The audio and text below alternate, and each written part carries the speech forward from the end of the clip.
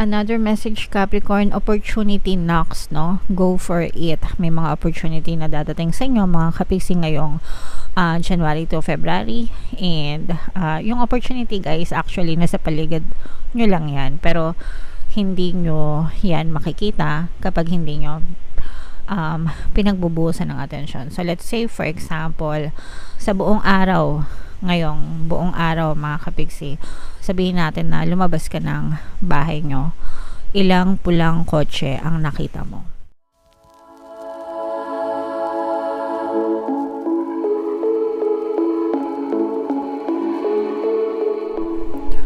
Hello guys, hello Capricorn, welcome back to Pinay Pixie Tarot. Ang pamagat ng episode natin for tonight is messages from the universe para ngayong January to February, mga kapiksi, para sa Capricorn, Sun, Moon, Rising, Sign, and Venus.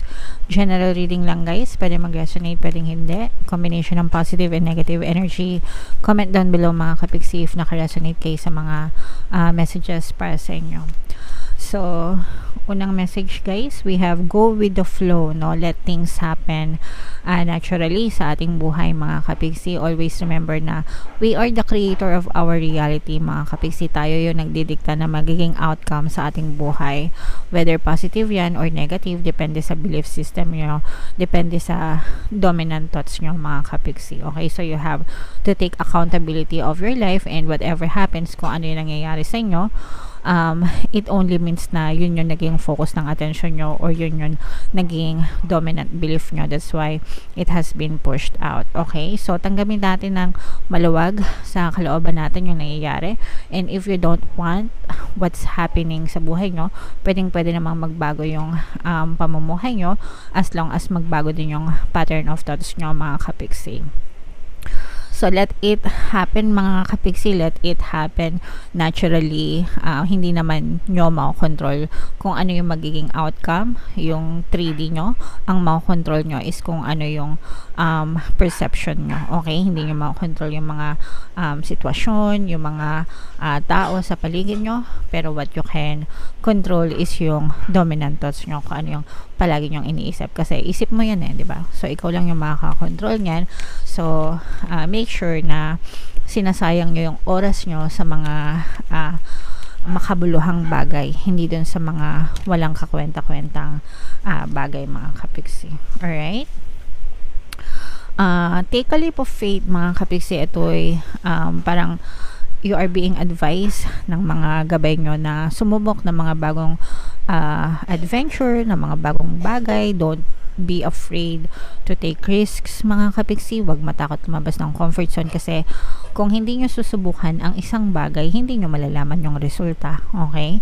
So, huwag matakot, magtiwala, be confident, and magkaroon ng blind faith.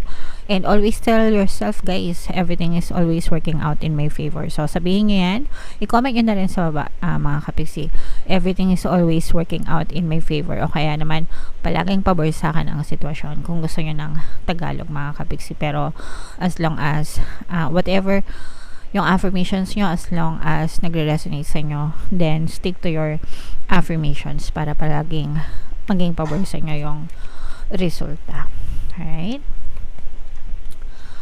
Another message, Capricorn, opportunity knocks, no? Go for it. May mga opportunity na dadating sa inyo, mga kapiksi, ngayong January to February. And yung opportunity, guys, actually nasa paligid nyo lang yan. Pero hindi nyo yan makikita kapag hindi nyo pinagbubuhusan ng atensyon. So, let's say, for example, sa buong araw, ngayong buong araw, mga kapiksi, sabihin natin na lumabas ka ng bahay nyo, ilang pulang kotse ang nakita mo? May napansin ka ba na pulang kotse? Probably wala, diba? Kasi hindi nakafocus yung attention mo doon.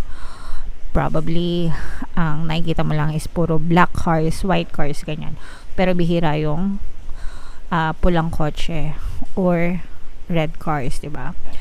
Pero pag sinabi ko sa inyo na maghanap ka ng pulang kotse every day, diba?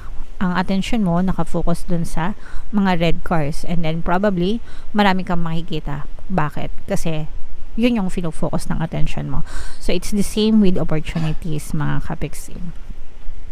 Hindi mo nakikita kung ilang kotse, kung ilang kulay pulang kotse, hindi mo nakikita kung ilang opportunities yung dumadating sa'yo because hindi mo pinapansin. Pero the moment na finocus mo yung attention mo doon sila naglalabasan, doon mo sila napapansin. Actually, hindi sila naglalabasan, nandyan lang sila, hindi nyo lang pinapansin. Okay? So, lingon-lingon guys, sa kaliwat sa kanan, baka mamaya nandyan pala yung pulang kotse na na nagre-represent ng opportunity para sa inyo. Okay? Another message, Capricorn, animal bond. Ito hindi magre-resonate sa lahat mga kapiksi. Hindi naman lahat pet lovers, hindi lahat may alagang hayop. Pero if in case naka-resonate kayo, lalo na kung kayo ay mga pet lovers, mga kapiksi, or mayroon talaga kayong mga alaga, make sure na inaalagaan nyo yung karapatan nila, inaalagaan nyo sila, and just stand up for their rights, mga kapiksi. Okay?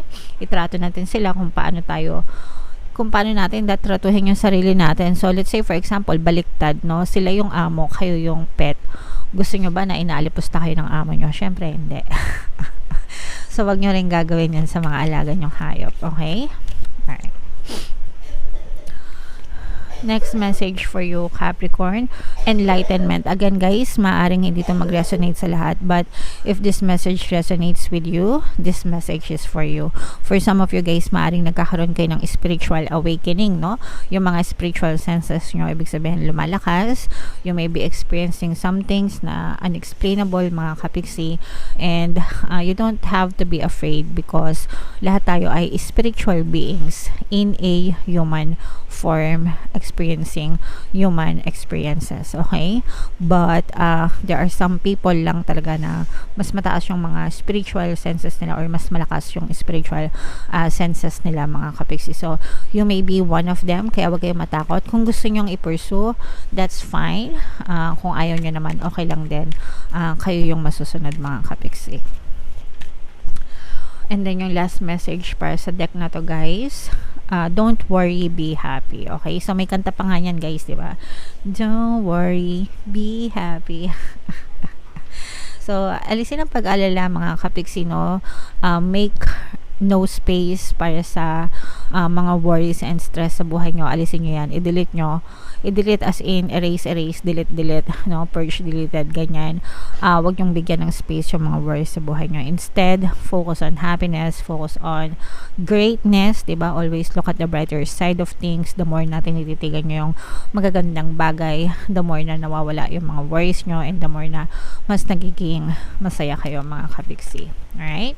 So, comment down below, Capricorn, no? If naka-resonate kayo dyan sa mga messages. Ito yung mga positive, no? I-mind nyo itong mga opportunities sa comment section. Mind opportunities. Be happy, don't worry, everything is working out in my favor. Yan. So, i-comment nyo yan sa comment section, guys. I-mind nyo para ma-experience nyo yung mga positive na messages. So, bunot pa tayo ng isa dito guys. Habang sinashuffle natin to, panoorin nyo muna yung video natin regarding sa ating paano mag-manifest ng abundance video course. Kapiksi, sawa ka na ba sa mga struggles at hirap sa buhay mo?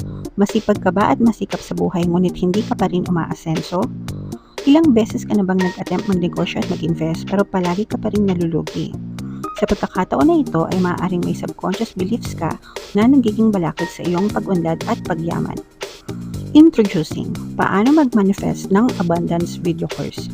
Dito ay matututunan mong ma-overcome ang mga balakid mo para tuluyan ka ng umunlad, umasenso, sumagana, maging matagumpay, successful at maswerte sa iyong kabuhayan, pera, trabaho, negosyo, salapi at kaperahan ng bonggang-bongga. Dali, mag-send na ng email sa pinoypixie@gmail.com at simulan na ang iyong pagyaman ngayon. Alright, so sabay-sabay tayong yumaman ngayon 2024, mga kapiksi. Mag-avail na kayo ng course guys kasi sobrang ganda talaga niyan. And ngayong January, magbibigay ako ng 1 free pampaswerte subliminal guys sa lahat na mag-avail ng course until January 31, kaya mag-avail na kayo, mga kapiksi. Meron din tayong email coaching, manifest your desires using the law of attraction. If meron kayong mga specific na gusto nyong i-manifest, pwedeng love and relationship, pwedeng money or career, mga kapiksi, pwede kayong magpabook ng email coaching session with me. Mag-send lang kayo guys ng email sa pinoypixie@gmail.com. So, eto guys, sobrang ganda nito. Miracles, no? Miracles, sobrang ganda ng message. I-mind nyo na rin to guys sa comment section. Mind miracles, mind milagro, mind manifestation. No? When we say manifestation, parang milagro na rin siya kasi na-experience nyo na sa 3D nyo yung mga once upon a time pinapangarap nyo lang sa buhay. Okay? So, you are the joy bringer. Basahin ko muna guys. You are the joy bringer. Close up natin. Yan, para mabasa nyo din. You bless the world with positivity and love. Energy soars on your shining wings. Spread the miracle of happiness. So, hindi lang kayo yung tatanggap ng miracles, mga kapiksi, pero kayo din mismo, you have to spread miracles sa ibang tao. Whatever we send out comes back to us, mga kapiksi. Because everything is vibrating, mga kapiksi, okay? So, yeah, kung gusto natin maka-experience ng mga magagandang milagro, we also have to spread miracles and love and positivity sa buhay natin, mga kapiksi. Kailangan always positive. Kahit na nagsasawa na kayo sa akin, mga kapiksi, kakasabi ng think positive, be positive, think positive, be positive. Pero that's the best way, mga kapiksi, para ma-uplift kayo matapos yung mga hinagpis nyo. I'm sure kaya kayo nanonood ng mga tarot readings, most of you, no? Kaya kayo nanonood ng mga tarot readings kasi may mga challenges kayo, may mga problema kayo, may mga hinagpis kayo sa buhay, may mga paghihirap kayo na na-experience and gusto nyong mabago yung buhay nyo, kaya gusto nyong kaya kayo nanonood ng mga kapalaran nyo, okay?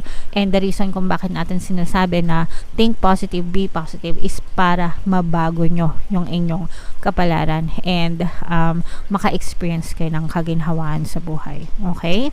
So, you yourself, you are the miracle. You create the miracles in your life.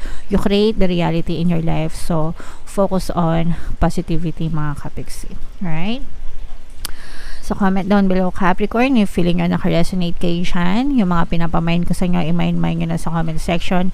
Ito yung ating mga pampaswerte subliminals, mga kapiksi, pakinggan nyo para maging maswerte kayo. And ito naman yung ating success stories ng paano mag-manifest ng abundance video course. Click here to subscribe, guys, and click here to join our membership program. Thank you for liking, sharing, and subscribing. See you again next time. I love you all. Have a nice day. Bye-bye.